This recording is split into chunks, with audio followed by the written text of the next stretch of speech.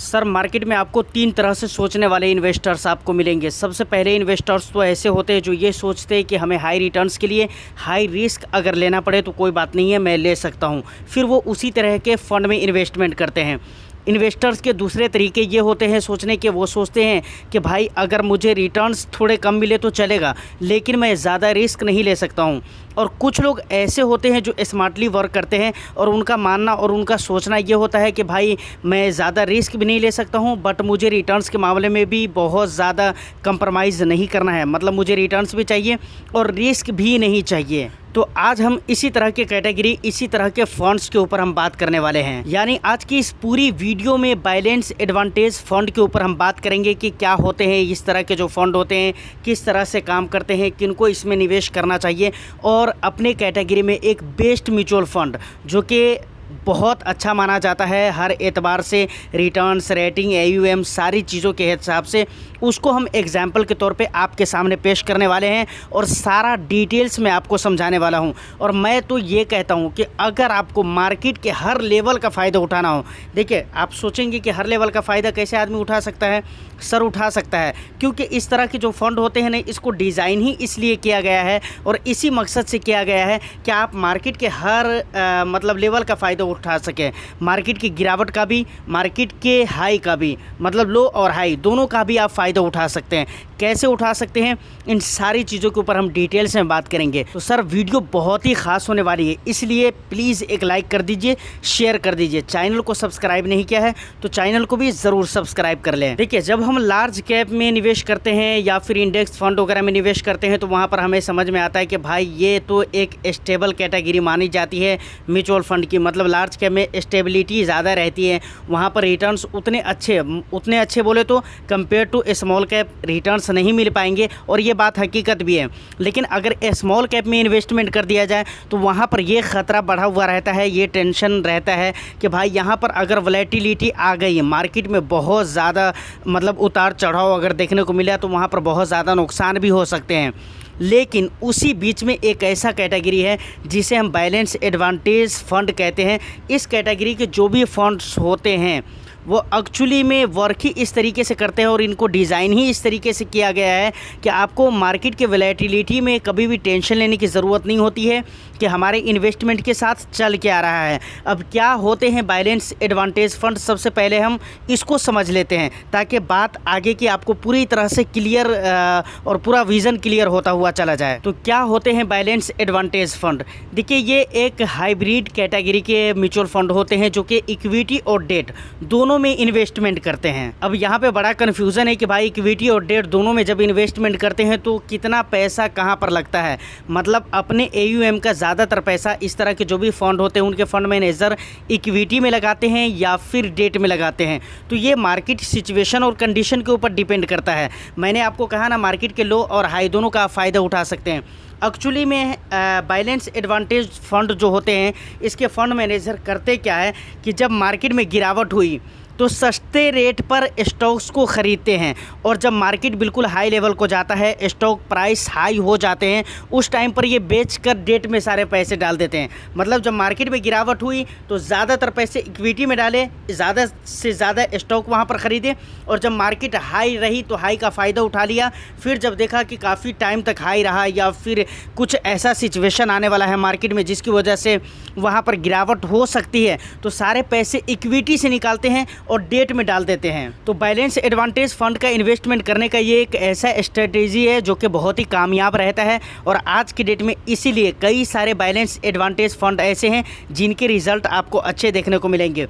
ऐसा पास्ट में हुआ भी है, जैसे कि मैं मार्च 2020 की अगर मैं बात करूँ, जब कोविड का सिचुएशन हुआ था, उस टाइम पे बैलेंस एडवांटेज फंड ने अपने 73% 73.7% पैसे को प्योर इक्विटी में डाला हुआ था। मतलब अपने ज़्यादातर पैसे से स्टॉक्स खरीदे। लेकिन वहीं पर नवंबर 2021 की बात की जाए, जब मार्केट अपने असली लेवल की तरफ लौटने लगा और सेंसेक्स 60,000 के लेवल को पहुंच गया, उस टाइम पे बैलेंस एडवांटेज फंड के जो फंड मैनेजर थे उन्होंने अपने बहुत ज़्यादा पैसे को निकाल लिया, इक्विटी से और फिर उन्होंने डेट में उन पैसों को डाल दिया।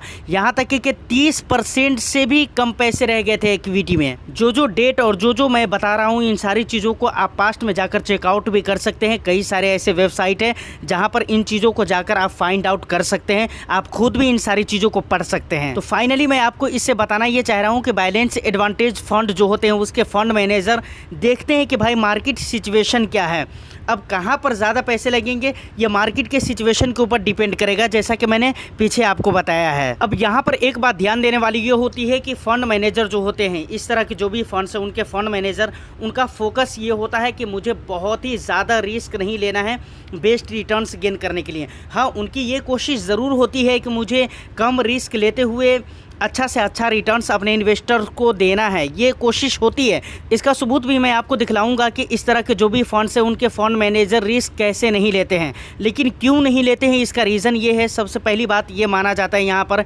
कि बैलेंस एडवांटेज फंड, इस तरह के जो भी फंड्स हैं, इस तरह के फ़ंड में इन्वेस्टमेंट करने वाले इन्वेस्टर्स, इसका मतलब है कि बहुत ज़्यादा रिस्क नहीं लेना चाहते हैं। क्योंकि माना जाता है कि अगर वो बहुत ज़्यादा रिस्क लेना चाहते तो स्मॉल कैप या फिर मिड कैप में अपने पैसे को इन्वेस्टमेंट करते हैं। तो इन्वेस्टर्स अगर बैलेंस एडवांटेज फंड में इन्वेस्टमेंट कर रहे हैं, इसका मतलब है कि बहुत ज़्यादा वो रिस्क लेना पसंद नहीं कर रहे हैं। उनका मकसद है कि भाई उनका पैसा सेफ रहे, जो भी एवरेज रिटर्न्स या थोड़ा बहुत बेस्ट रिटर्न्स मिले वो ठीक है इस फंड के कैटेगरी के हिसाब से। अब मैंने शुरू में ही आपको कहा था ना कि एक ऐसा फंड मैं लूँगा जो कि अपनी कैटेगरी में यानी बैलेंस एडवांटेज फंड होंगे और बहुत ही बेस्ट हर तरीके से उनके परफॉर्म होंगे। एक्सपेंस रेशियोज़ की बात करें, परफॉर्म की बात करें या फिर रेटिंग की बात करें, सारे हिसाब से अच्छे होंगे। वो फ़ंड मैं लेता हूं और फिर मैं आपको ये दिखलाता हूं कि यहाँ पर क्यों मैं बोल रहा हूं कि रिस्क ज़्यादा लेना पसंद नहीं किया जाता है फ़ंड मैनेजर के द्वारा। जिस फ़ंड को मैं ले रहा हूँ, इस फंड का नाम है HDFC बैलेंस एडवांटेज फंड। अब यहाँ से एक दो चीज़ें जो मैं आपको दिखलाने वाला हूँ, सबसे पहले मैं एसेट एलोकेशन दिखलाता हूँ, आपके स्क्रीन के ऊपर भी शो होता हुआ नज़र आएगा। उसके बाद मार्केट कैप वेटेज मैं आपको दिखलाऊंगा। देखिए यहाँ पर अभी फ़िलहाल के जो सिचुएशन है HDFC बैलेंस एडवांटेज फंड के, उसने अपने इक्विटी में कितने पैसे डाले हुए हैं, 58 पॉइंट यानी 58.43% अपने AUM का इक्विटी में इन्होंने डाल कर रखा हुआ है।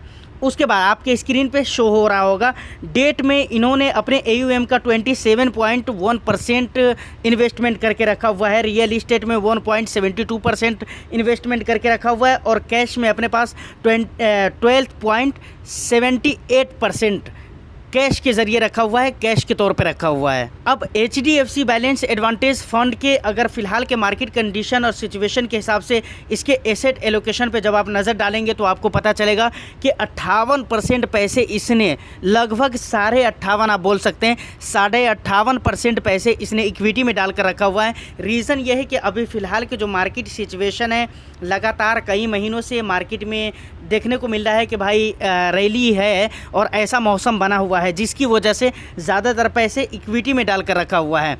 जब यहाँ पर बहुत भारी वाली गिरावट होने लगेगी या कुछ ऐसा न्यूज़ क्रिएट होने लगेगा कि मार्केट में भारी गिरावट हो सकती है, तो इसमें से बहुत सारे परसेंटेज निकल जाएंगे। इक्विटी में 30%, 25% इस तरीके के ही नज़र आएंगे, ज़्यादा नज़र नहीं आने वाले हैं।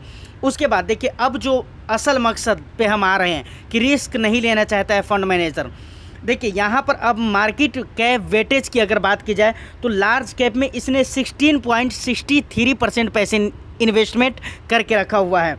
मिड कैप में अगर देखा जाए तो 9.41% पैसे लगाया हुआ है और स्मॉल कैप में 7.59% पैसे लगाया हुआ है। तो स्मॉल कैप में 7.59% ही पैसे डाले गए हैं। ज़्यादातर पैसे कहाँ पर है, लार्ज कैप में डाले गए हैं। तो देखिए यही चीज़ मैं आपको बताना चाह रहा था कि एसेट एलोकेशन और इसके मार्केट कैप वेटेज को जब आप देखेंगे तो आपको पता चलेगा कि किस तरीके से इसका इन्वेस्टमेंट किया गया है, एसेट एलोकेशन कैसा किया गया है, मार्केट कैप वेटेज क्या दिया गया है, ये सारी चीज़ आपको समझ में आ गया होगा। अब यहाँ पर आपको ये चीज़ पता चल गया होगा कि इसके इन्वेस्टमेंट कैसे हैं, मार्केट वेटेज क्या है, सारी बातें आपको समझ में आ गई होगी।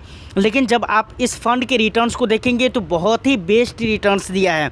अब रीज़न इसके बहुत सारे हैं, क्योंकि फ़ंड मैनेजर एक्टिवली काम कर रहे हैं। दूसरी बात, और एक्टिवली काम करते ही हैं इस तरह के जो फ़ंड होते हैं उनके फ़ंड मैनेजर। अब सबसे बड़ा जो क्रेडिट जाता है वो फंड मैनेजर को ही जाता है, और मुझे लगता है कि फंड मैनेजर और उनकी टीम ने अपना 100% देकर इसके लिए फ़ंड का सिलेक्शन किया है और बहुत ही बेस्ट तरीके से इसको मैनेज किया जा रहा है। अगर रिटर्न्स की अगर बात की जाए कि कितना रिटर्न्स एक्सपेक्ट किया जा सकता है, तो मुझे लगता है कि 10 से 12% का अगर रिटर्न्स मिल जाता है तो ठीक है। बहुत सारे लोग तो यहाँ भी कहते हैं एक्सपर्ट कि भाई एफडी से बेटर रिटर्न्स यहाँ पर मिलते हैं।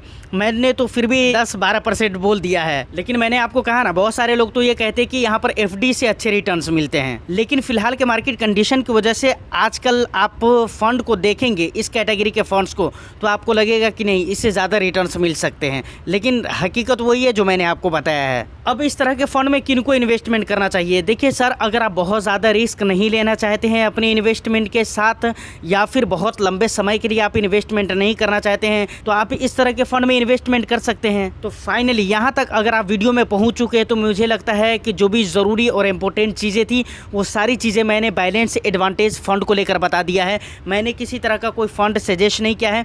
एक फ़ंड मैंने लिया था HDFC का, वो भी एग्जाम्पल के लिए लिया था, लेकिन इस कैटेगरी में कौन कौन से फ़ंड है जो कि बहुत ही बेस्ट हो सकते हैं, अगर आप कहेंगे तो मैं इसके ऊपर भी एक डेडिकेटेड वीडियो ज़रूर लेकर आऊँगा। फिलहाल आज की इस वीडियो में इतना ही। उम्मीद करता हूँ कि वीडियो आपको अच्छी लगी हो। वीडियो अगर अच्छी लगी है तो एक लाइक कर दीजिए, शेयर कर दीजिए। चैनल को सब्सक्राइब नहीं किया है तो प्लीज़ सर चैनल को ज़रूर सब्सक्राइब कर लें। मैं फिर मिलता हूँ किसी नेक्स्ट एंड इंटरेस्टिंग वीडियो में। जब तक के लिए all the best. Thank you for watching.